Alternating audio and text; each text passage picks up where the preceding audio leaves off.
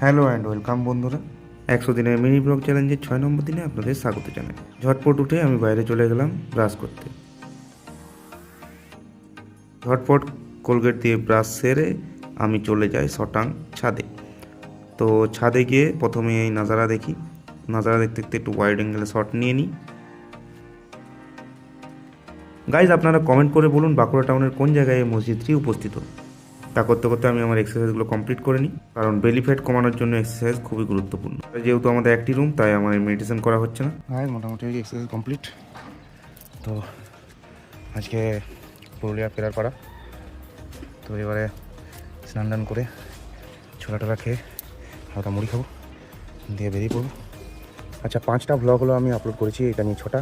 এখনও পর্যন্ত সেরকম কোনো রিভিউ পাইনি। তো প্লিজ আপনারা একটু জানান, যদি ভালো লেগে থাকে তাহলে একটু কমেন্ট সেকশনে জানান যে ব্লগগুলো ঠিকঠাক হচ্ছে নাকি, আমার লাইফস্টাইল কেমন লাগছে। চলো দেখা হবে। চলে এসে দেখি ছোলা মুখ রেডি। তারপর স্নান টান করে আমি আমার বাহন নিয়ে বেরিয়ে যাই, এটা না এইটা। তারপর মাকে বিদায় জানিয়ে আমি বেরিয়ে পড়ি। এই যে দেখতে পাচ্ছেন আমি পুরুলিয়া বর্ডারে ঢুকছি। আপনারা একটু কমেন্ট করে জানান এটা কোন জায়গায়।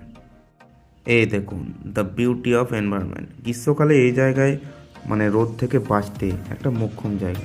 আমাদের মতো ছেলেরা যারা ফিল্ডে কাজ করে তাদের জন্য এটা একটা আশীর্বাদ। দেখতে পাচ্ছেন নাজারা, উফ উফ, বিউটিফুল।